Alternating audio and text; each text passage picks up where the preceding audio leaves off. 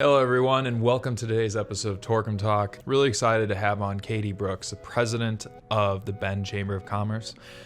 This one hits home quite a bit if you're living in Bend or Central Oregon as we get into things that are affecting business owners without them even knowing about it. Katy gets into in depth on childcare, healthcare, and what this means for employers, whether you like it or not, how much it's affecting your teams or any team that you're looking to grow. We also get into depth on what is Bend going to be looking like as it continues to grow in 2030. So a really in-depth look at what the Bend Chamber is doing outside of what you think they would be doing, like, oh, just a place to meet and greet. No, there's a lot more going on. There's a lot more that you need to learn about when it comes to helping a community out and how to get involved. So hopefully this motivates you to get involved and enjoy this wide-ranging conversation between Katy Brooks and I.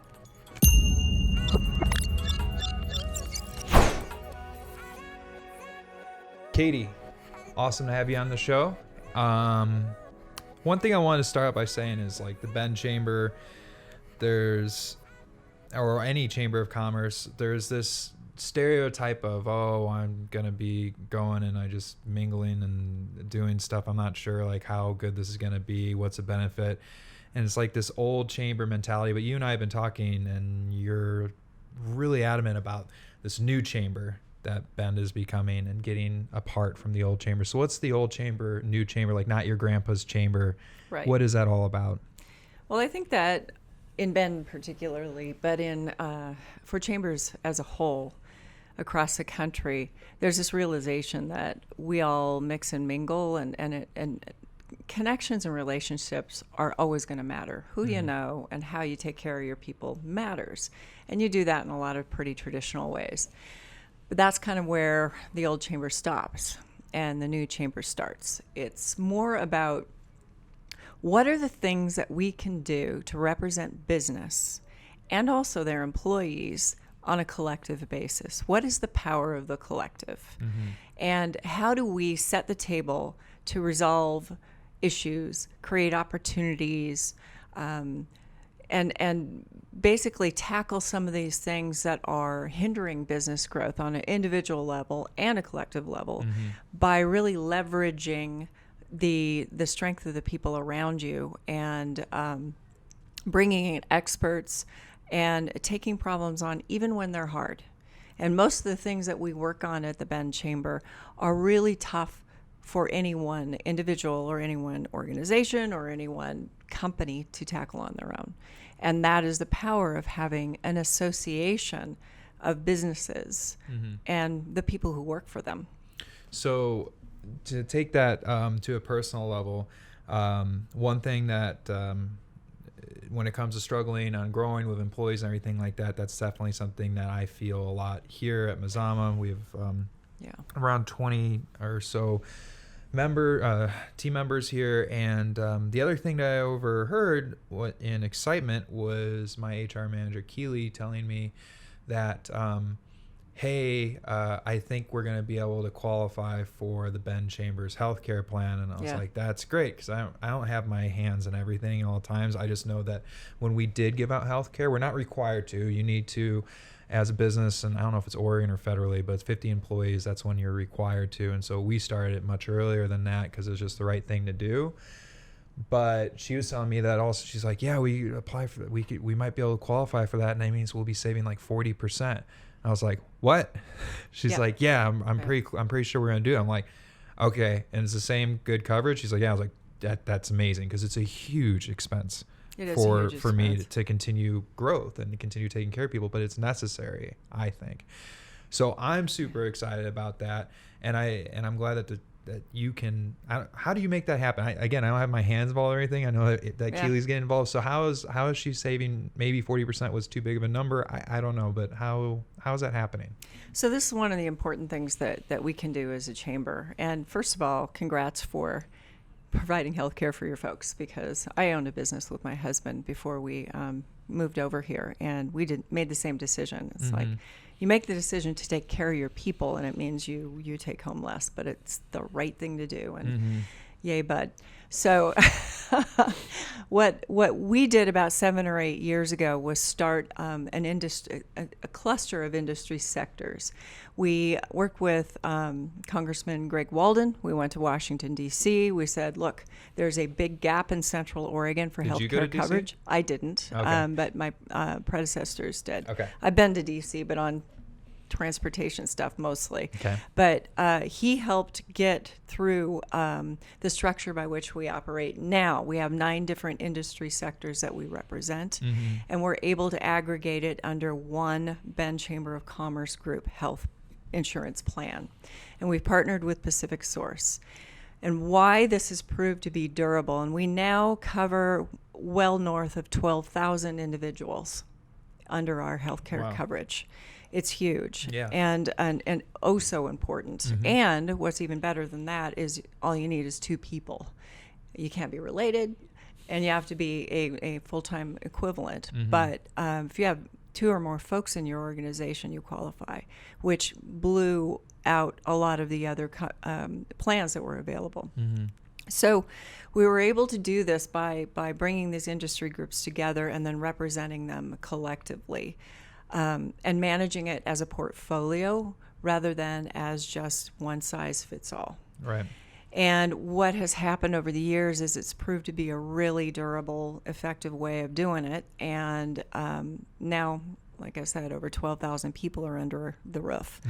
And we offer it statewide, and it's been a great statewide. Okay, cool. So it's not just Yep. Bend businesses. And the reason why we did that is because our sister and brother chambers across the state, we talk with them quite a bit. Portland and Eugene, or Mostly out of the Portland market. okay. But we cover Salem, we cover Eugene, we cover a lot of different places across the state.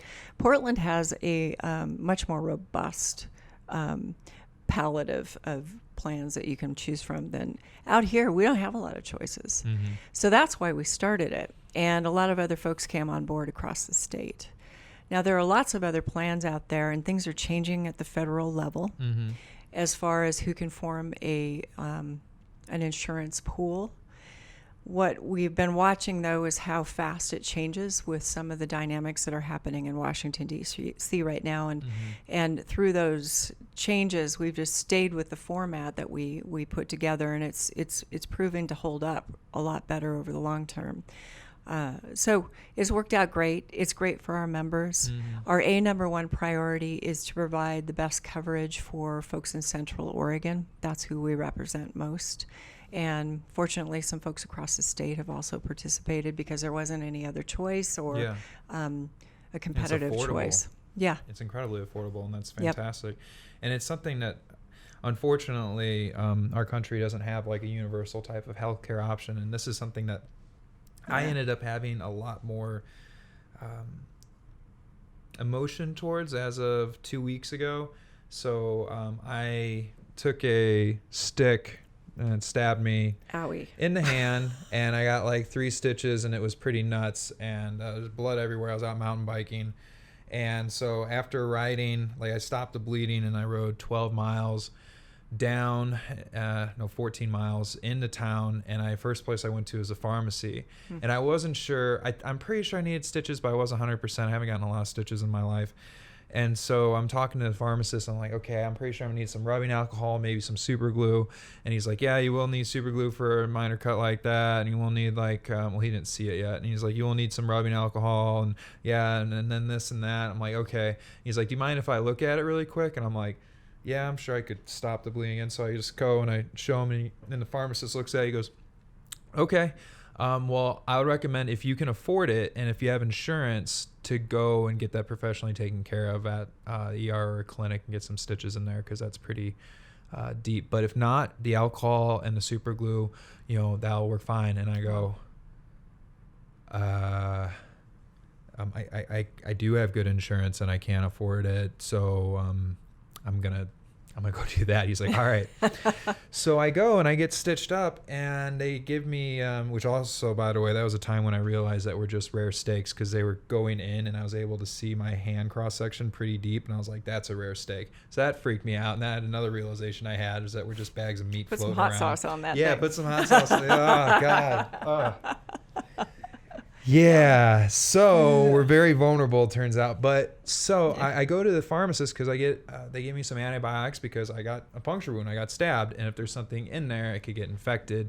Yeah. So I get antibiotics, and I'm in that same pharmacy. I was in Sun Valley, and the same pharmacist was there, and I was just like, hey, yeah. He's like, oh, good, you got it taken care of? I'm like, yep, got some stitches in there. And I was like, I gotta tell you, I'm having a hard time wrapping my head around our conversation about, like, basically you saying that, like, if I can't afford it, then yes, the super glue and everything should work, but if you have insurance, then you should go take care of it. And I did, but I'm thinking about the people who didn't. He's like, well, that's unfortunately a conversation we have every day, and most people can't go to the clinic to take care of it. Yep. And average since then, like 2 weeks ago, I'm like, well, that's very screwed up. But I truly think that healthcare should just be a human right, and it shouldn't be something that's made profit off of. And so it's like our duty as business owners, until the government does take care of this, which might not be ever, to take care of at least your people, your little nation, if you will.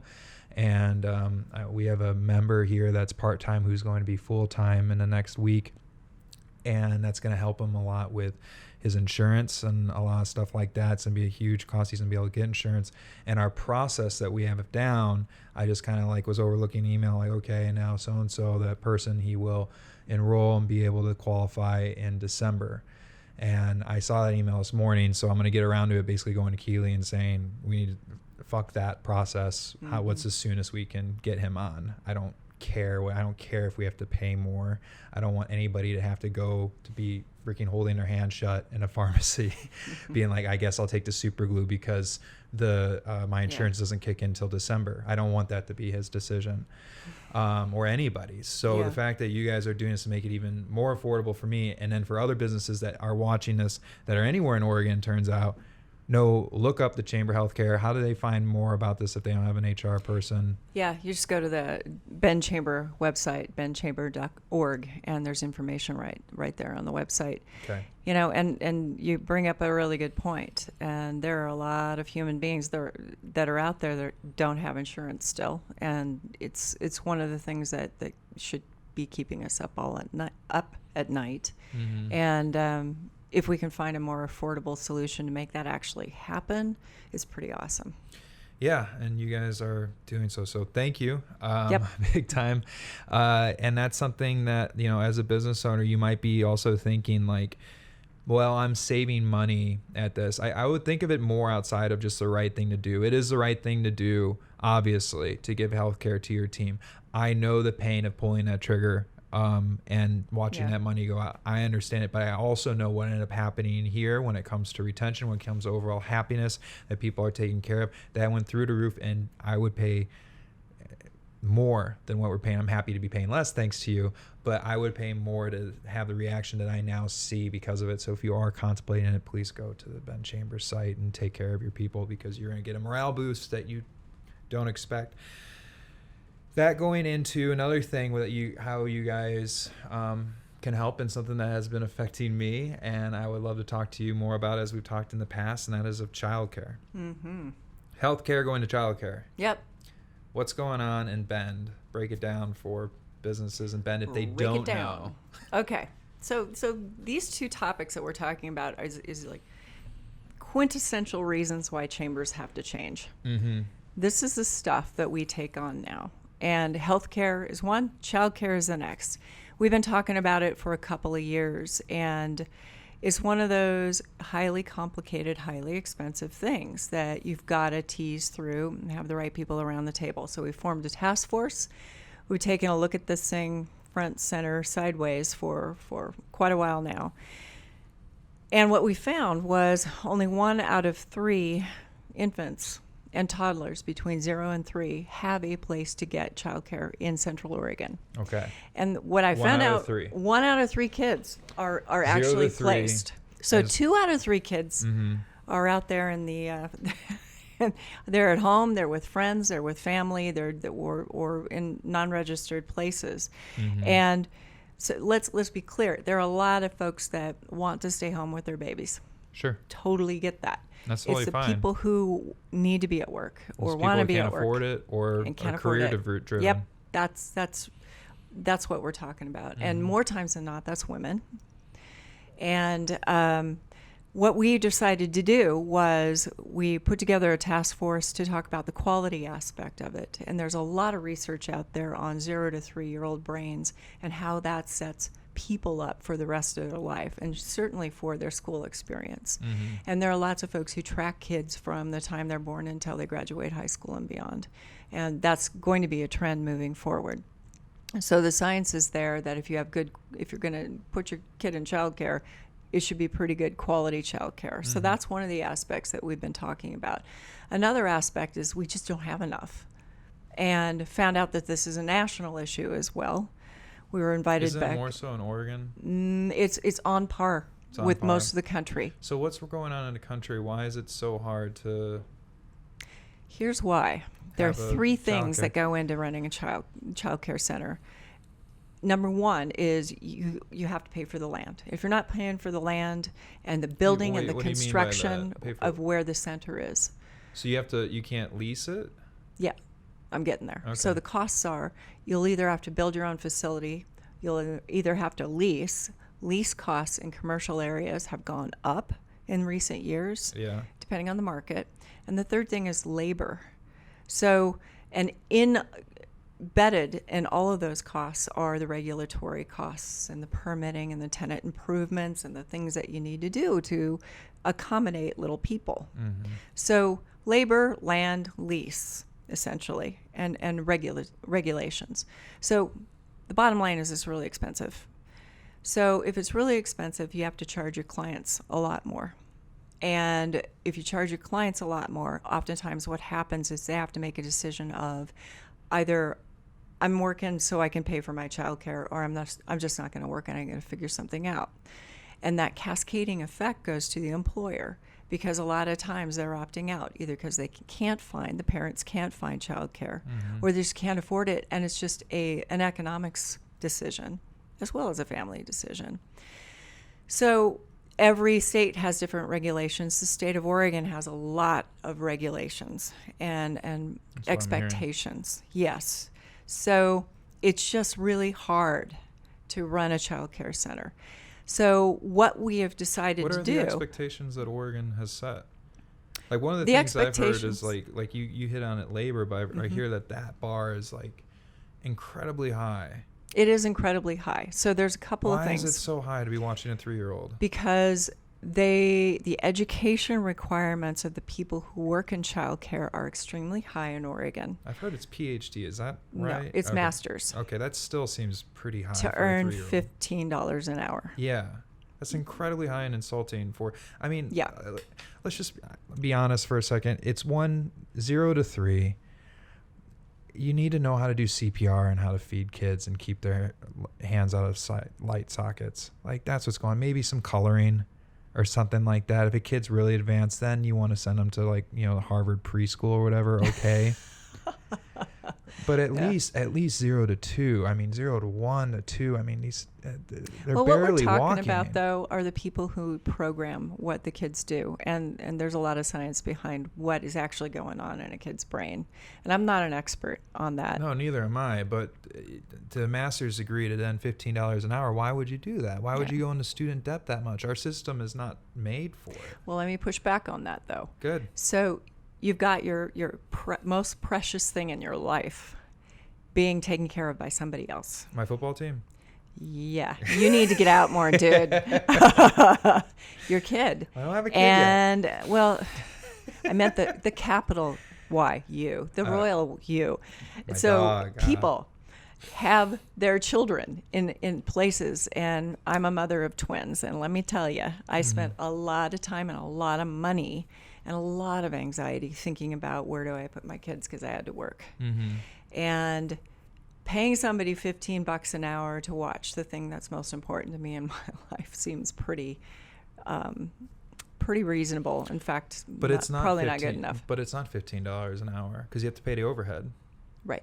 But I'm just talking about labor costs. You're right. There's yeah. more than that. So anyway, getting back to what it is that we can actually do about it, really what we need sticks in the ground. There are some people out there who are real experts in what goes into quality childcare, and we want them to do that job. And what we want to do is just create more openings and see how affordable we can do it. So the concept is based on blended funding, private, public, donor, that sort of thing. And we're looking for funding to, we're actually recruiting right now for a position we're calling the Childcare Accelerator.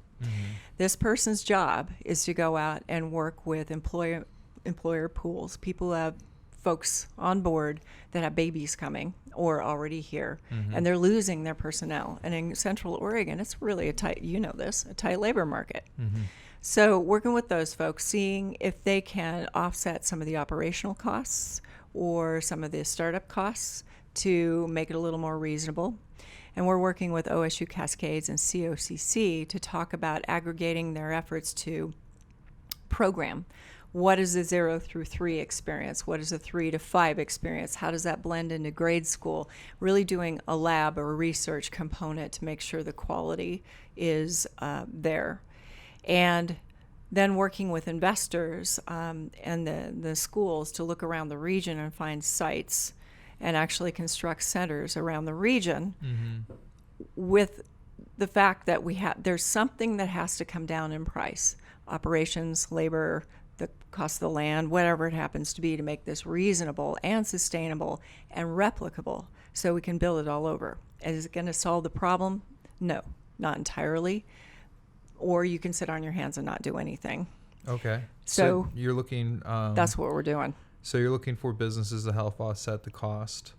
Donors and grants and academia and folks who have land, that sort of thing. Well, okay, so I'm a business owner, and now I'm saying I don't have to pay for that. It doesn't... Why should I have to pay for childcare? That doesn't make any sense. I don't have any kids. Yeah, you might choose that. No, and your employees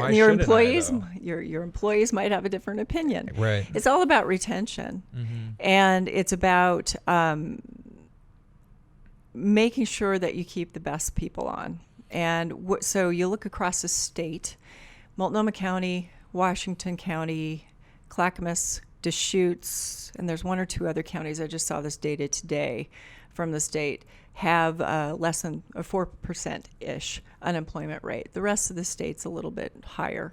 But there's not a lot out there to pick from. And if you have a quality employee, you may choose to say, look, I'm going to pay you $5,000 a year, XYZ Child Care Center, because I really need to keep this person. And if this offset the costs and it guarantees me a slot, that's totally worth it to me, because that's a fraction of what it would cost to replace this person, if I can even find somebody to replace them. Okay. So what about for businesses that don't have somebody that's like pregnant currently? How would they end up seeing the value in that? Well, they may not. This is totally voluntary. That's the beauty of it. Right. Because there's been a lot of regulation over the last year from the 2019 legislature on paid family leave and a lot of other things. At this point, this is like healthcare. This is what is it that I can do to retain. I would argue that it would help them. Like you might not have somebody who's pregnant right now, but all of a sudden if you have people who are male or female, maternity and paternity, who are thinking about having kids, but you don't have anything that can help them, but X business does, that changes things a little bit. Or if you have a really talented person you're trying to recruit and her and her husband are thinking about having a kid, they're trying for a kid currently, so that's in their head. And like if you are now able to say, hey, we're also helping with childcare, and parents know, like it's out there. People know that it is a 2-year wait list to get in on some of these places if you're lucky. I was lucky by my first employee getting pregnant, Devin, who's awesome. We gave her maternity leave, paid, and she's now coming back. And I said to her, I was like, if you need more time off, that's fine. You just let me know however much you need. And she's like, no, I want to come back. I was like, I have a feeling that it's going to change a little bit, when a human comes out of you, but let me know. I have no idea. And then it turned out that she's like sticking to the original plan, and I saw her and she brought her kid in, beautiful child, and she's doing great, but she's just, her mind was that I'm a career woman and I'm excited to come back, and this is baby Jerry, and he'll be an account manager, and he'll be starting next week too. But she's an amazing team member. She's gonna be coming into a management role. We actually promoted her as she was leaving, and she got lucky enough to get into healthcare. I mean, not healthcare, childcare. Yeah. Yep. And she told me about these lists and how crazy it is. And so I was being a devil's advocate earlier, being like, well, I don't think I completely think that this is our problem as business owners, and it is in our best interest, just like healthcare is, to take care of this, and also start looking at maternity and paternity leave as well if you're a business owner, and look at what the American standard is. It's absolutely insane. Just doing 8 weeks not paid. That's another conversation. I did that with twins. Yeah, and then if you wanted more, you have to claim disability. You're disabled for having kids, so you're like, what? Yeah. Okay. Isn't that how society keeps on going? But no, that's a disability because you had kids. Like, okay.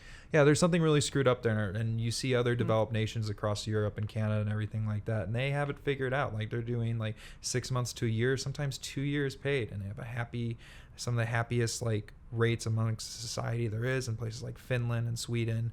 And over here, you start to see stuff compile up, and people are starting wondering, well, why is this happening, and why are these massacres happening? Who knows? Maybe a lot of these things pile up, maybe not. That's hard to put things towards, but you definitely have people who are stressed out, not having a place to put their kids, and then having kids and not knowing how they're going to be able to have them because they can't afford to have them. And oh, by the way, you don't have health insurance because your company wasn't paying for it, so I guess you're doing a birth in a bathtub.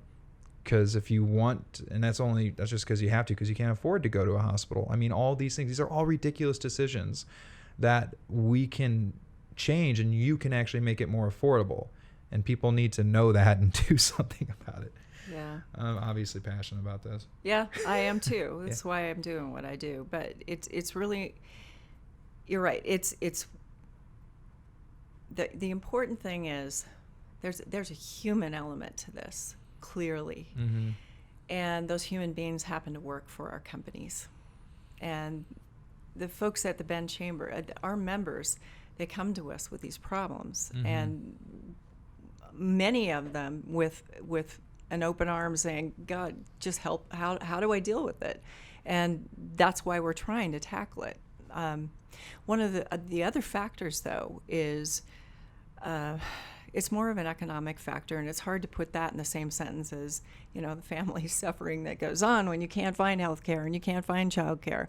But the economic impact is also there. And so the U.S. Chamber Foundation this year has selected the state of Oregon. This is like, yay, announcement, that they're going to choose the state of Oregon for a economic impact survey on quantifying the impacts of lack of childcare on the state's economy. Nice.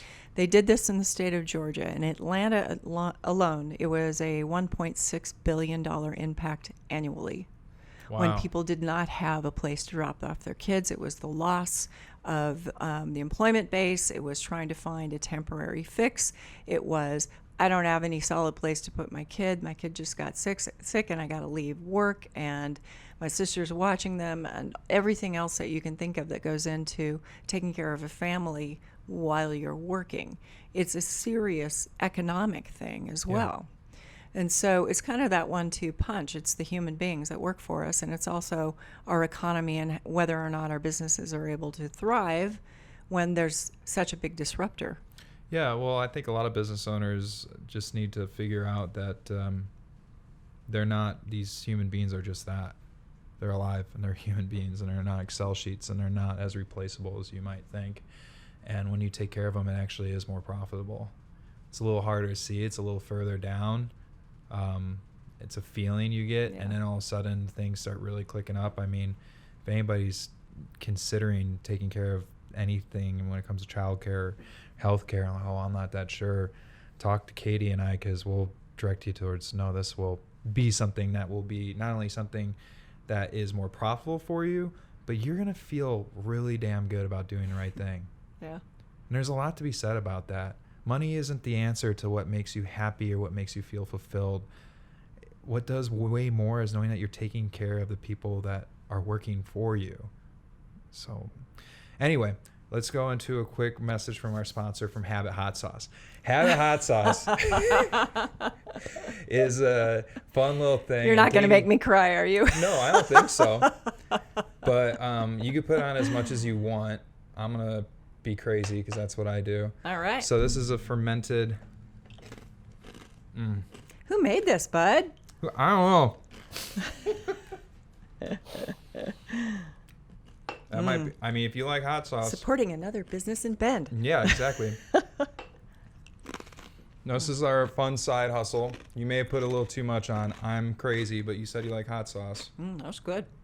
So yeah, it's fermented for 2 weeks, and it's got 3 kinds of peppers in it. Woo. Garlic, cardamom, and there's no vinegar in it. And it all the trendy 2019 Has lots of sayings. flavor. Yeah, it's organic. And it's now I'm probiotic. going to have another cracker. Yeah, have as many crackers as you want. It's probiotic, all that sort of stuff. You laugh. I'm going to make you come I over saw here and how drink much it. you put on there. I was just like, and... Well, good that you have some water, too. Yeah, water, yeah. No, I like it. It's good. Yeah, thank you. Mm-hmm. All right, so that was a message from our sponsor. I'm going to chomp into the mic for a minute. Yeah. That was really good, bud. Thank you. Nice job. Yeah, we'll be... Newport's going to have it, and so far I've only talked to them. Bistro 28, Zydeco, Loft, they're all going to carry it because it's the same owner. Newport. Yeah. And I'm waiting. We need to get all our bottles, and I need to go and talk to a bunch of others. But it's been a fun journey so far of just no more Netflix, and not that I watched a lot to begin with. It's actually a lot less reading, which I'm kind of missing. Really good. You want more? No, I'm good. I'm just trying to think of what kind of foods I'd put that on. You know, it'd be really good on omelets. Oh, yeah. I haven't had an omelet yet. I'm a big fan. My favorite thing so far has been brats. Burgers, brats, but brats, there's something like I just dump it on them. Pizza, popcorn, but I'm weird liking wet popcorn. My co-founder's just like, you're weird. I'm like, I know. What's been your favorite thing, Mitch? The brats, burritos. Remember when we put it in beer? Oh, yeah. So we put Bloody it... Marys. Yeah, Bloody Marys. Bloody Mary. Yeah. Mm-hmm. Now we're talking. Have it, Mary. Yeah, we did. We actually had a lot of Hatch fun vodka. On our camping trip, and this happened around like 11 at night around the fire. But one of my team members poured it in the beer, and we had dust shoots in the keg, and we all tried it. Like, that was really good, and everybody was pouring in their beer. So I need to go talk to Gary and be like, "Hey, Gary." Yeah. Okay, so getting more about you though, Katy. How do you? So you're the president, as I said in the intro, of the Bend Chamber, and have been for 3 years. 3 years already. Geez, seems like yesterday. Yeah. Seems that the Bend Chamber has been making more and more of a name for itself. And when I come in and see your people, first of all, the same people are with you, so that says a lot. And they also smile when you're talking, and I can tell that they're behind you. So how do you lead? How do you lead? I think I call myself a service leader. I can't just work anywhere. I got to feel like I'm doing something that's worthwhile. And I don't micromanage. What I like is bringing folks on board and planting the flag, saying, is this the right flag? Planting it, because people often plant the wrong flags, and saying, how do we get there together? And I like taking on things that are fulfilling, really hard to do. What's fulfilling to you? It means to me that it's making, this sounds so hokey, but it's making life better for people. It's making... Why is that hokey? Because it's just like, I want world peace, but it... Well, Katy, I do want world peace. I do want world peace. Okay, world peace. World peace. Kindness, and acknowledge climate change, and we are good. Mm-hmm. So, and I see a place in there to support the businesses and the people who work for them as synonymous. And that's what I mean, is we make a place where we perpetuate the things that we value the most. What do you guys value the most at the chamber? There's a bunch of things. I think one of the top things about Bend I've been coming here all my life, but I'm from Portland. And one of the things that really sticks out to me and was predominant when I first started was the level of sophistication and breadth of the business market here in Bend is just phenomenal. And it's based on a lot of collaboration. And I think that was born out of, oh crap, we don't have a lumber mill anymore.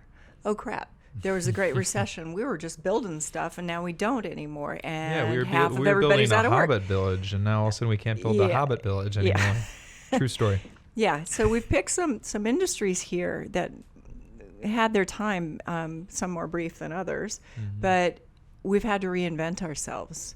And there's a core of businesses that had to survive all of that, and they banded together, and it's really unusual. And if you don't work at that collaboration, and this is a thing that we all share, and I'm going to help you even if you're my competitor, because high water floats all boats. If you don't work at things like that, they go away. And so I feel it's the Chamber's job, and one of the things I find most exciting with the Bend Next program that we have, which is the 501c3 arm of the Chamber, is how do we perpetuate a culture that takes care of each other? And while we're doing that, we're surviving and thriving and growing and incredibly competitive. And so that's the kind of stuff that rings my bell. And I like to talk about things that are at the core important to that. And, the old chamber of we're going to help everybody market their business and we're going to exchange business cards. We do a lot of that. Sure. And we do a lot of introductions. But really, it's the power of providing service on a collective level. What do you think has been the thing you've been most proud of over the past 3 years? I think it's refocusing what we do to work on things like growing the healthcare plan, looking at childcare, really trying to take a look at this housing issue and what can we bring to bear with our membership to try and fix this. Because talk about one of the worst problems that we have with workforce development and retention is nobody can freaking find a place to work, to live here. It's very true. And you have you have to be intentional. There's a bit of compromise and blended funding and creativity that needs to go into making this town, Bend, a place that's a full community so everybody can live here. Intentional. If you leave it to its own devices, we become Vale. So there is an intervention there that's got to occur. Yeah. And I think the business sector plays a big role in that. As it should. How do I help? That's the thing that I'm concerned on all these things. Go build some houses, dude. Go build some houses, yeah. No. I think that We have there's a lot of levels that you can help. Well, no, let's just keep at that. How do I help as a business owner that's not into real estate development? Because that's something that I think about all the time. I'm like, how the hell are my team members going to afford to live here? I have a few live in Redmond already. Others want to live closer here, but it's just astronomically high. They're building an apartment complex right there, but my guess is there going to be like $1,300 or $1,500 or $1,800 a month units. I don't know what they are, but it's just my guess based on the location. So with cost is the biggest factor because it costs a heck of a lot to build anything anymore, the cost of it. So there has to be other funding streams that offset the costs. And that's what I'm talking about. So there are several things that you can do. The city is planning some more dense places in the city that are planned as urban development that go up. The more you go up, the lower the costs. The more dense, the lower the cost per person to live. Now, if you have a 6,000 square foot lot, you can build a duplex no matter where you are in RS zone, standard residential zone. 9,000 feet, you can do a triplex. That was a policy that we supported last year. The city council took So that on. just passed? Yes, last Nice. year. Now it's statewide. In Nice. the 2019 legislature, Speaker Kotek led a whole House Bill 2001 that makes this statewide now, a similar type of plan. Mm-hmm. So densification is one thing, and supporting it as a business person, saying, I recognize that the culture in Bend hasn't been this.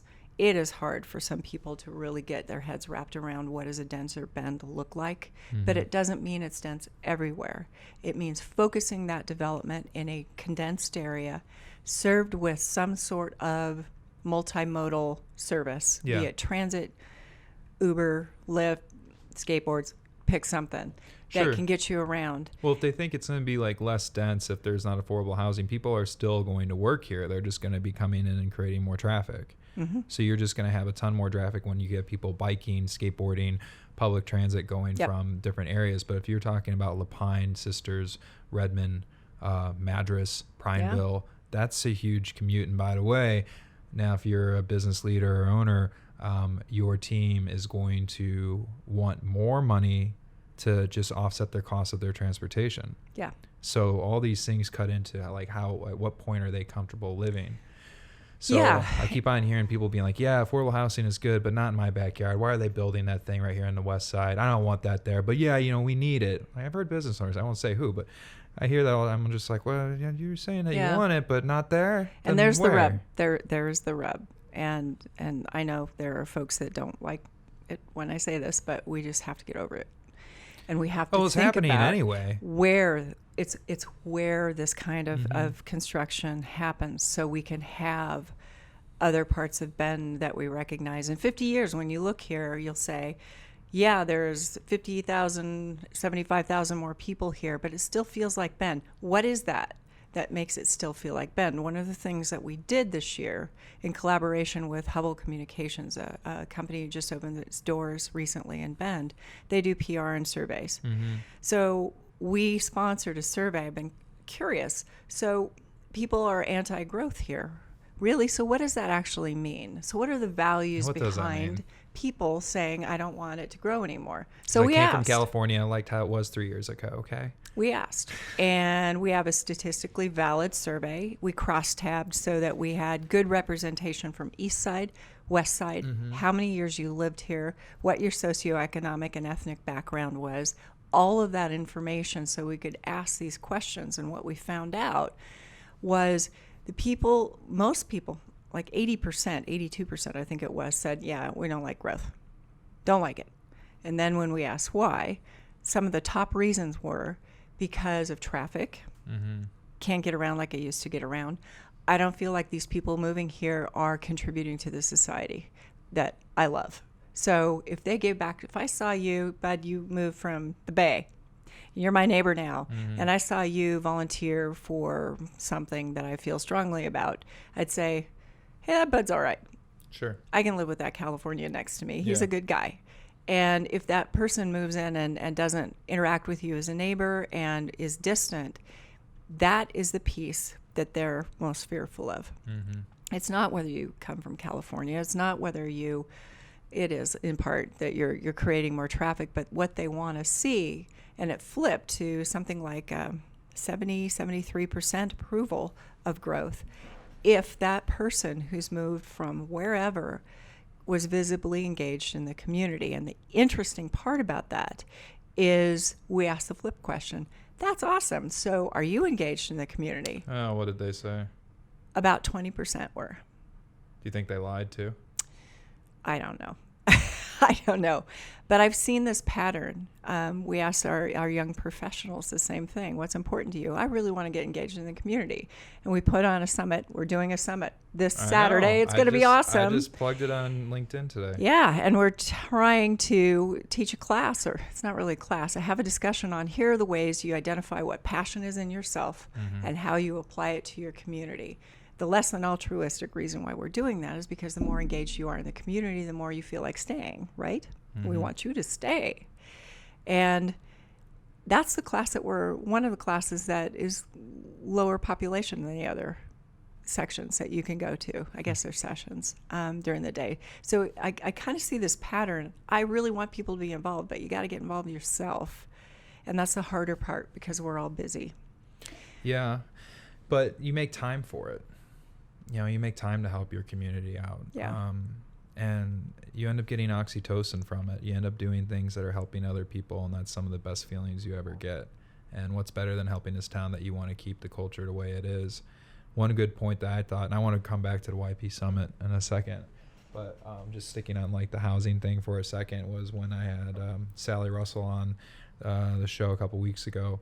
She was bringing up a fantastic point, which is the mayor of Bend, by the way. A fantastic point about the people that are living in this affordable housing, because a lot of people are just like, I don't want those kind of people living near me, like thinking they're gang members or something like right. that. And she's like, they're our firefighters, our policemen, our teachers, our baristas. They're people that can't afford to live anywhere else, that they need our help. And like, there you start are kids. Yeah, exactly. It's like you start thinking about firefighters and policemen and teachers. Yeah. And Yeah. you're like, you don't want those people living next to you? Yeah, Come on. that's the image, and I hear that a lot too. And I don't know too many people who have never lived in an apartment in their life. Did you live in an apartment? I have. Yeah, A lot. me too. Mm-hmm. I spent years living in an apartment before I got my first house. I was a member of like 5 gangs, because that's what happens when you're in an apartment. You join gangs. Hot sauce gang. Yeah, the hot sauce gang. I made sure I was a gang member on every floor, so I kept it cool of all of them. That's what it's like, right? Right. Okay, cool. No, that was the dorm, dude. That was You the got that dorm, mixed dude. up. No, I was in no gangs, but yeah, no, it's a bunch of really nice people. It's the same thing. They just have a little less money, and who cares about that? Yeah. Do you think when you end up getting a lot more money, you go to this virtuous freaking nirvana? No, if anything, it's the opposite. You get a bunch of money, you end up turning into a bad person. is typically what ends up happening if you don't end up foreseeing like what's happening and the greed that's coming from the decisions you're making now and wanting more and more and more. A lot of people, that's like their downfalls, is when they start making a lot of money. But for some reason, our society has put it on this echelon that you are of the greatest person since you have a bunch of money. But in fact, their souls, for the most part, are very dark. And a lot of them... Wow, dude. I don't know if I can go there with you. Well, I know a lot of business people in this town that are pretty awesome. They probably make more money, way more money than me. But I'll tell you that you're bringing up a really good point. I know some in this town that make more money than me and are not. Yeah. Yeah. That could be true. But business people have a role to play here. Not a lot in Bend, by the way. More in Chicago, where I'm from. Chicago, not L.A. Or the Bay Area. Chicago. Well, that explains some things. Yeah, but in Chicago, well, that's why we were a gang member when we were in an apartment complex. Wow. But anyway, that's kind know of a little accurate. bit more about you, dude. Yeah, right. But no. But business people have a role to play, because if they want to retain their folks and they want them to live here, that's why we have to support figuring out where that density goes and how to get it to be affordable and how to build creative housing. Some employers, larger employers, I've seen this in Lane County specifically in the state, actually subsidize housing. And there are a gazillion tools. For their team members? Yeah.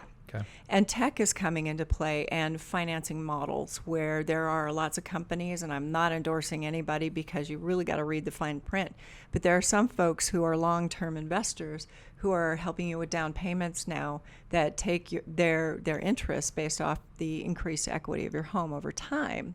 So if Bud wants to buy a house and it's $1 million and you have enough to put a down payment on for 10%, but you could actually live in this house if you had 20% down to reduce your mortgage, this company could come in and say, here's the other 10%, so you're at 20 now.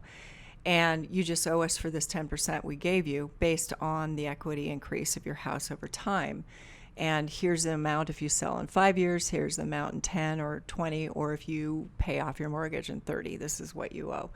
And there are financing companies out there, because the paradigm of how we used to buy houses, because it's so unattainable for such a growing population in the U.S., not just Oregon, people are rethinking of what home ownership actually is.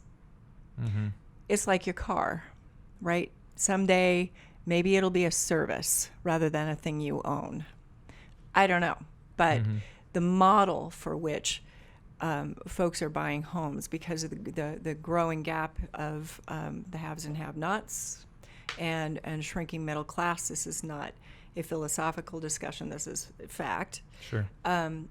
Financiers have had to start to be really creative, and just humanity has to be creative. How do we find housing for these people who can't afford it? And how do we rethink the method by which they get there and what that housing looks like? I like the idea of subsidizing housing for like employees. I think that could be something that you could show like some immediate returns on just being able to retain people and then having their happiness level very high. I like that idea. It's, as far as like supporting things in Bend, is there any other things that business owners can be doing? Any bills that might be coming up, like help getting votes going to a certain way or anything of that nature that you know of on the horizon? There are some things on the horizon. So this last legislative session, there was a lot of added costs. I think it was approaching $4 billion more of costs to Oregon businesses and taxpayers. This coming year, the cap and trade debate is going to come up again, and it'll probably come up early in the session, so I've heard. So that's something to watch out for. I know the city of Bend is going through a transportation system plan right now. There's a list of projects coming out of that we as a community are going to make a decision on whether or not we want to finance with a bond. Could be this year, could be next year, next year or the year after. But that's something that we'll be taking a look at. And again, transportation and land use, housing, they're inextricably linked. So that is a consideration that we're going to have to be making in the near future of whether or not to pass a transportation bond. At some point in the next 5 years or so, there'll probably be another school bond and some other infrastructure things that need to happen to support the growth we've experienced. There are lots of urban renewal areas popping up. The Central District is one. We're just in the beginning phases of the Innovation District development. And that's a new district that co-locates a lot of different type of industries to spur innovation and startups. There's so an Innovation District is like a bow tie right now that extends pretty much from like our office, and it goes to like the current Bend Tech Center, and then it scoops up the college, right? That's what they're proposing. That's it doesn't right proposing. now. Okay. That's what we're looking at expanding. It's got to include the university. Research university is essential to make an innovation district happen. So that's a real key component. What happens to businesses that are in the Innovation District if it passes? Well, this is something just that happens because people wanted to, and we go to the city council. So what happens is there might be some incentives for innovative construction and land use. It'll integrate smart city stuff like tech and different types of transportation options so you can get around. What's really essential is it is messy vitality. So you might be a sub-baccalaureate, you might be an entry-level person, or you might have a PhD. It's a place where all of these people find a spot. So there has to be a blend of housing and gathering spaces and ways to get around that makes this synergy of ideas and folks from different industries able to come together, get around easy, and use tech to the best of their ability to create innovation, help the businesses that are already here think of new ways of doing things, and startups just pop out of these things. And so where the boundaries will actually end up, I'm not exactly sure. It'll be much bigger than where we are right now with the proclamation that was back in 2017. Right. But it's about binding a lot of different aspects of the business community and just humans who live in this community and condensing them in a space for innovation. And there are lots of examples across the country and across the world and in our state. Portland IQ District is one, Innovation Quarter. Eugene Rain District is another one. There's a really cool one if you're curious. You look up in Toronto in Canada. They have a place called Mars downtown. It's several blocks of all these buildings they've mushed together, and you get around in all these different ways and co-work spaces where Is that the big thing? Is it pushes for like co-work spaces in these innovation districts? Yeah. Because I'm wondering, like, how do you force innovation? It's kind of hard. Just be like, sit down and think of something. So the notion is that innovation is districts blend the human aspect of it, of the relationships, getting back to what we originally were talking about. Relationships do matter. Interaction matters with the technology Actual and invention. talking to each other matters. Yeah. Not being on a screen all the time. I've heard countless examples of people got together at a coffee shop or went to a co-workspace and said, hey, what are you working on? Yeah. And all of a sudden somebody has invented a pair of running pants that gives biofeedback to X whatever it is that allows your doctor to give you a diagnosis on your knee type of thing. I mean, I completely agree with you. I just didn't know what it was all about, so I appreciate you giving that that good, thorough explanation of it, and I am fully for it. We have one of our 4 core values is innovation here, and we don't. I mean, I'll let people work from home when they have like family emergencies or things of that nature happening, but we don't hire remote work. Everything is happening here. As you walk through and you saw like the big open desk areas. Yeah. And because of that, I mean, just the latest innovation was a team working together by talking to each other and figuring out how to make a bot through Messenger completely take in forms on people getting subsidized phones from the government and confirming that they are a person with an ID, that they do get benefits, and have it going into the person's CRM and firing out, the bot fires up something for them to sign, and then all of a sudden, boom, it chips on the phone. And they built that all internally here for a publicly traded company. And I was just like, that is epic that you guys built that here. And I was in the middle of it all the time, just watching like all these ideas fly, and then we have to do this to make this work, and then all of a sudden it breaks, and they were all coming together to figure it out. Yeah. There's constant talk back and forth, so that collaboration of just having humans next to each other, yes, it pushes, tech is good for innovation, but thinking about tech next to each other, I think, is how you really take it to the next step. And all this remote working, as it's getting more and more popular, I think it might stifle innovation a little bit. So I'm for that concept of these districts. Make sure we're in it. All right, get that out in there. You're in it, and yes, you are physically in it. Yeah. And secondly, the beauty of Innovation District is you're if you have a headquarters or an office, if you even do, it doesn't necessarily have to. Sorry about that. It doesn't have to be within the borders of the Innovation District, because the co-work space and the programming and the people is what knits it. So if you don't physically have a space there, it's probably better if you do, but even if you don't, you participate anyway, because you come to this place because the programming, there's a speaker on blah, blah, blah, or a tutorial on a new tech product, or whatever it happens to be. And you sit down across a coffee table from somebody who's working on something you never thought would have anything to do with your product, but these things happen, and new stuff spurs up, or it gives you a new idea or a new application. And so the beauty of it is having enough co-work space so folks can be there even if they don't have an office space or a huge physical footprint within the Innovation District. So I wanted to shift back to YP really quick, the YP Summit. By the time that we end up airing and pushing this out, it will end up happening on September 7th. But why are you doing it, and why do you do a lot of events like this? So this one specifically, YP stands for Young Professionals. So why even put up with throwing an event? I know throwing an event is hard. I loathe it quite a bit, but you guys do it consistently. I'm not a huge fan of events either. Yet I am the CEO of a Chamber of Commerce. Doing more than throwing events. This is the first time we're talking about events, like all the stuff you're doing, by the way. So it's not just events, but events is something. So we should talk about it. Embrace the events. So when I think about events, they have to, first of all, this town has so many things to do. You can be 5 places every night if you really wanted to be. There's always something going on. Oh my God. Yeah. So amazing and tiring. So I kind of if we're gave gonna up. put, yeah. It was just like, oh, it's a Oh festival. my God, I almost killed myself the first year here, trying to meet everybody and figure the lay of the land.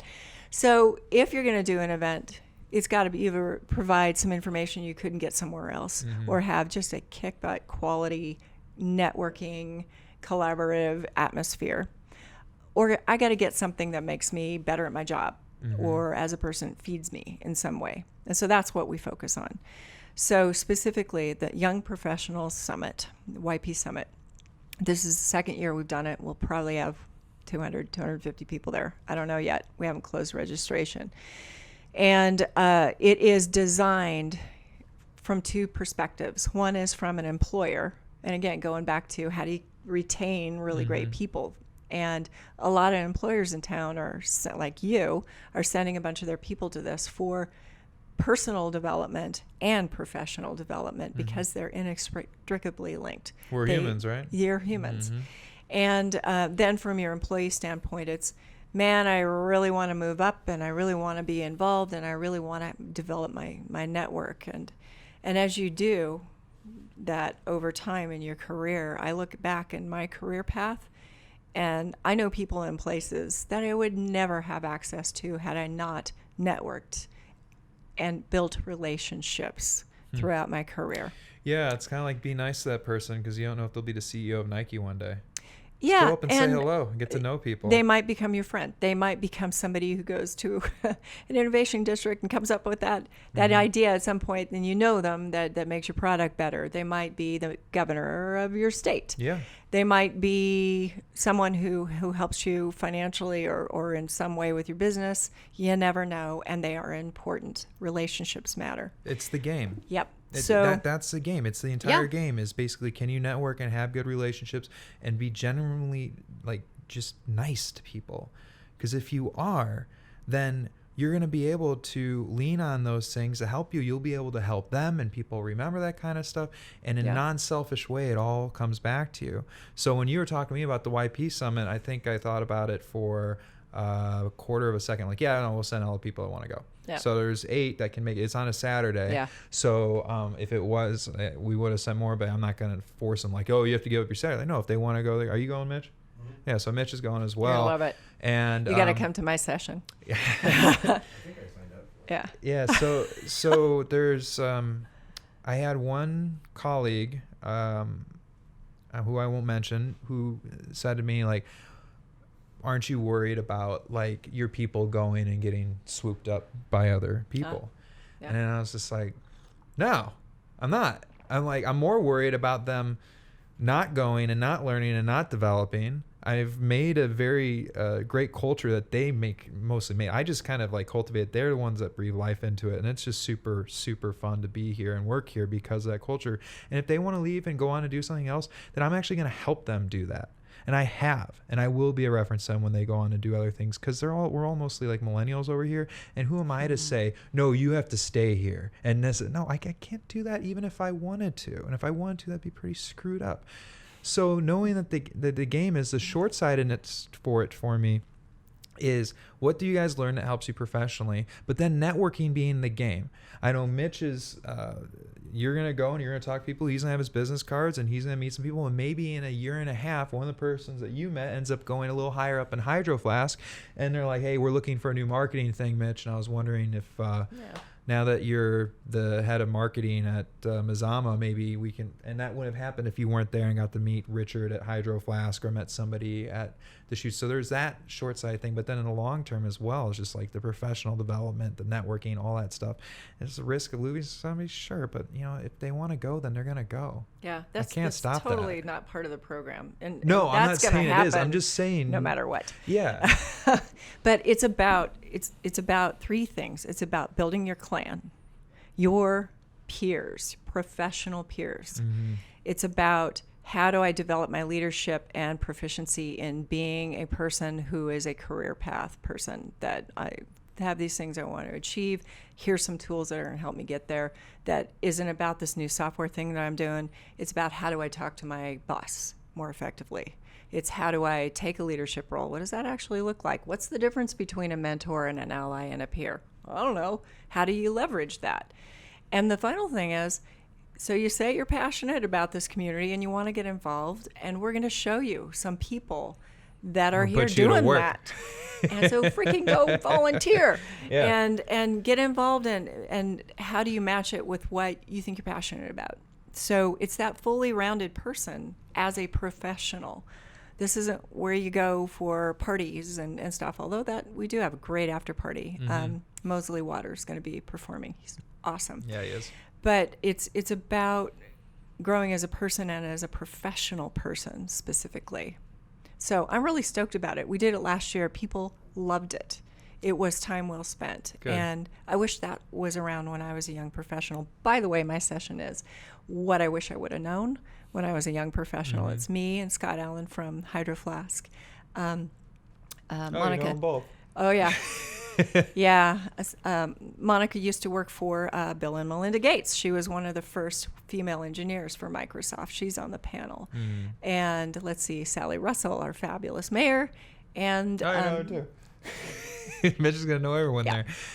Yeah, and Paul. And so this panel is a bunch of people. And, you know, I started by picking strawberries when I was a kid, back when child labor was okay. And then I worked at McDonald's. And I was asking everybody else, so guess what Scott Allen's first job was? What? Pool boy. He cleaned pools in Arizona. We all start somewhere. Yeah, absolutely. And you know, he went a route, I went a route. Everybody chooses a path, and no path is right or wrong. How do you live with the path you took? And when you reflect back on it. And anyway, so I'm stoked about my session. I'm stoked about the whole day. It's just going to be really rich with stuff. There's lots of time to chat and to build your clan too. What's a little preview and what you wish you knew? I would have sought a little more input from those above me on some of my career path decisions. I don't regret any of them, but there's this thing, being a woman and getting my chops in the 80s, right? As starting out in the late 80s in a profession, it was just a different world, and you just didn't talk to your folks above you like up here. And I think had I had a little more confidence back then, there would have been a series of things that I would have asked for because I think it was readily available, and I didn't ask. That is fantastic advice. There's so many people that are afraid of just asking, and what's the worst thing that's going to happen? Yeah. I said no. Yeah. I think people have this doom and gloom sort of thinking, like, don't send your people there because then they'll all get sniped. Right. I'm like, what? No. That's not. So at the chamber, I've got a few millennials that work for me, and when they come on board, I say, yay, I'm so glad you're here. However long you choose to stay here, we're honored to have you here. And I'm going to be your best ally in finding where you're going to go next. Just lay it out there. I don't want you here for 20 years. I want you here until you learn all you need to learn, you make this a better place, and you move on. And then you're going to ask me for help because I'm going to find your next step or advocate for you in some way. And that's pretty awesome. That's what I believe. And that's what the YP Summit does, is build that whole person and recognize that we're all evolving leaders. I'm gonna steal that line from you. I like that. Yeah? Yeah, that's what I end up doing anyway. I might as well just say it in the beginning. That's right. Go for it. Yeah. I like that a lot. Well, let's end on one kind of plug, but at the same time kind of not, because I think businesses should hear this. But outside of the stuff that we've gone through, which is quite a bit, if I'm a business owner or an influencer of a business owner in Bend, why should my business join the chamber? I think because, again, to help support solving some of these problems that are ubiquitous. Every business in this community has trouble finding housing for their people. Childcare wants to develop their workforce. It's investing in your own business when you invest in the chamber. You get the added benefit of a great network of folks that you can build relationships with.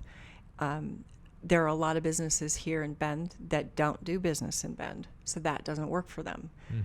But those people have folks that work for them. Yeah. And if you want to develop We're your becoming workforce, more and more one of those too. Like Yep. Our portfolio is like less than 7%, but all the things that you're talking about is stuff that I really care about.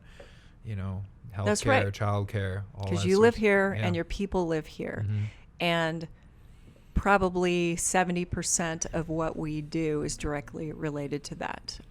The rest is advocacy and networking and information and things that make, even if you don't do business here, you're more informed. Mhm. But it's to be part of the collective, and it's the businesses here that care about what we look like in the future, but also how do we thrive and survive today. And that usually has to do with the folks who work for us. So that's what we're all about. And it's not about going to parties necessarily anymore. And it's You a still very have different them, thing. though. Yeah, heck yeah. Yeah. You know how much crap I would take if we didn't. Yeah, People right. actually love getting together. Yeah, of course. People like each other in this town. It's great to get together How and knock it around. And Yeah. So we're just much more robust and meaningful from several angles. And You also give a that's lot why. of things that some businesses really thrive for, and that is just straight up recognition. Yeah. Giving people, women in this town that are doing well, recognition from their Women Awards, Yep. the Sage Business Awards, all the different things you do. It doesn't seem like a lot, but it makes that culture's day that you guys end up putting that together and doing that for them. Yeah. And you don't have to live in Bend to have your day made. I mean, no, you do, but you don't have to have your clients in Bend for that. Right. So you guys, like, there's a lot to be said on that. And when it comes to how networked you guys are in the community for any problems that you might have, like you were saying in the beginning of the podcast, I have people that come to me with, whatever. You are such a good person, so is your team, that if I came with something completely off the wall, I know I could come to you guys and be like, hey, this is the problem I'm having, and you would actually put some effort into pointing me in the right direction on that. And I have no doubt about that, and I might lean on it one day soon. So I think it's a great thing to be a member of, and I love what you guys are doing with it. Well, thanks, bud. Thank It's good you. work. Well, thank you so much for being on the show. I really appreciate it, Katy. Thanks, And man. Yeah. That was good. Yeah, it was great.